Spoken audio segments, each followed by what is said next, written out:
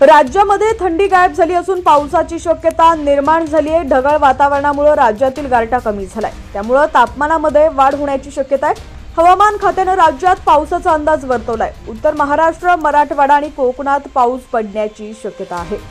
बातमी सविस्तर पाहूया त्याआधी तुम्ही HPN मराठी न्यूज चॅनल पहिल्यांदाच पाहत असाल आणि अजूनही चॅनलला सबस्क्राइब केलं नसेल तर नक्की सबस्क्राइब करा, जेणेकरून आमचे अपडेट्स लवकरात लवकर तुमच्यापर्यंत पोहोचतील।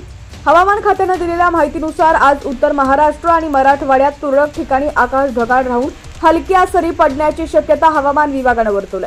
राज्यात पावसासाठी पोषक स्थिती निर्माण झाली आहे। किमान तापमान वाढलेलं आहे। येत्या 24 तासात थंडीचा जोर कमी होणार असून किमान तापमान 3 ते 6 अंशांनी वाढण्याची शक्यता आहे। राज्यात येत्या 2 दिवसात पावसाला पोषक हवामान तयार झालंय, त्यामुळे राज्यात अनेक जिल्ह्यांमध्ये हलक्या ते मध्यम स्वरूपाचा पाऊस पडण्याची शक्यता आहे। त्यामुळे बळीराजा चिंतेत आलाय।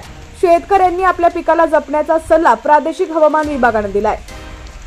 राज्यात गेल्या काही दिवसांपासून तापमानात चढ-उतार होत असून अवकाळी पाऊस पडत आहे, त्यामुळे शेती पिकांचं मोठं नुकसान होताना दिसतंय। त्याच सोबत आग्नेय अरबी समुद्रात चक्राकार वाऱ्यांची स्थिती सक्रिय झाली आहे। पश्चिम चक्रीवादळाच्या तीव्रतेमुळे राज्यातील थंडी गायब झाली असून उत्तरेकडील राज्यात दाट धुक्यांची चादर पसरली आहे। याचा प्रभाव राज्यात देखील पाहायला मिळतोय। राज्यातील किमान तापमानात वाढ झाली आहे। राज्यात पावसाला पोषक स्थिती तयार झाली आहे।